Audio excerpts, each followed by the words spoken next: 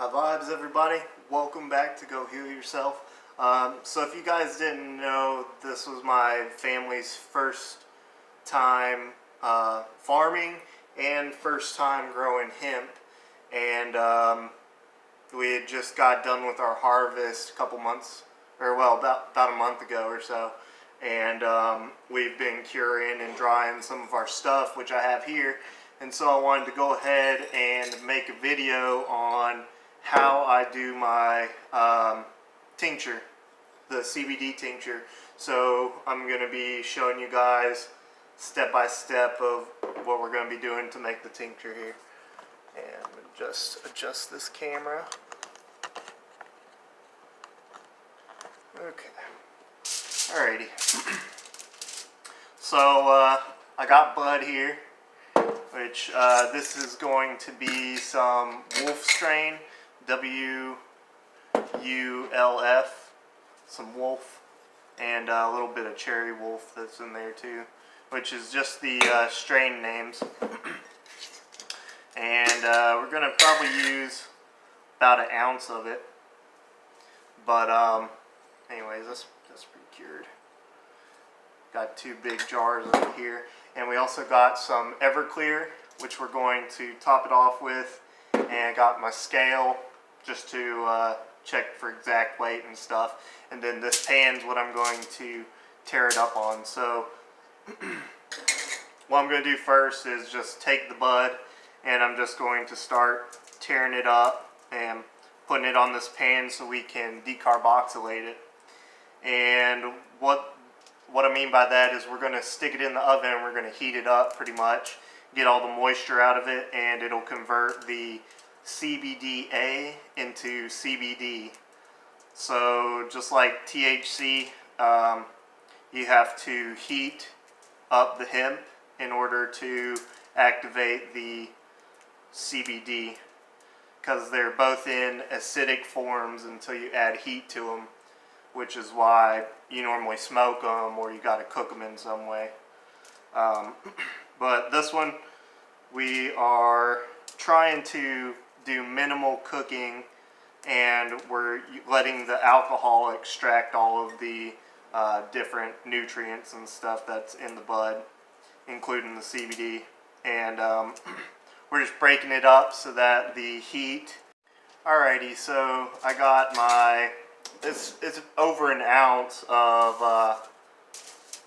tore up hemp right here. It's very sticky and smells very like lemony, citrusy kind of. And anyways, you're just going to spread it out on your pan. And for mine, I like to get another piece of foil and cover it, so that you can keep some of the terpenes in, keep some of the flavor and the smell and stuff. And you're going to preheat your oven to 245, and then when your oven's preheated to 245, we're going to put it in, and we're going to leave it for about an hour.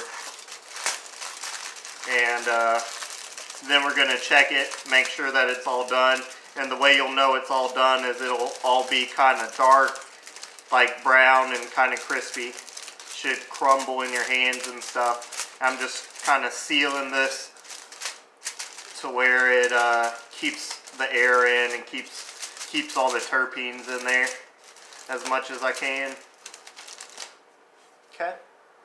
Alrighty, so we're back, and I just pulled out the hemp that we're decarbing. It's been an hour now, so we're going to see how it turned out. Make sure that it's nice and brown and crispy. And it looks like it.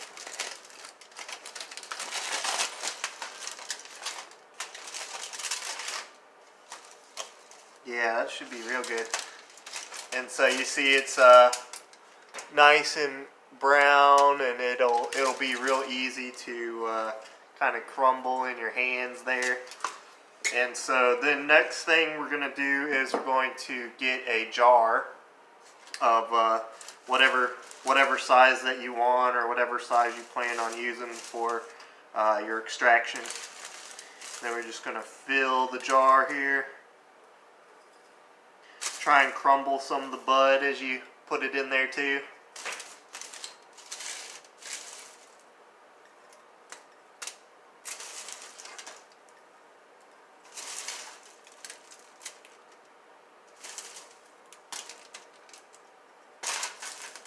And you want the jar to kind of be the size of whatever amount you're going to be putting in there.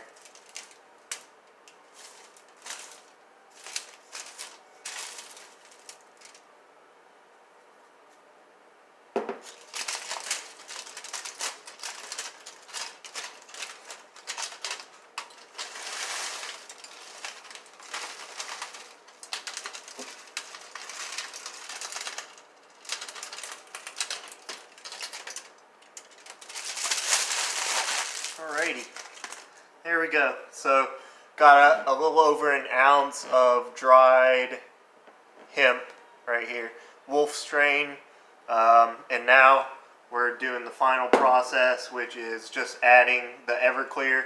And so what this is going to do is it's going to extract all of the stuff inside of the buds, which would be the CBD, CBDA if there's any left, some CBDN, lots of different compounds that help to make up a full spectrum.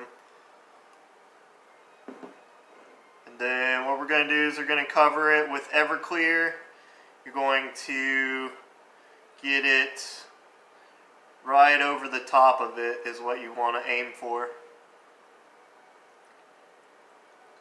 Okay, so that fills up the jar. Get a good cap. And then we're going to take it and we're just going to shake it. And this is called agitating.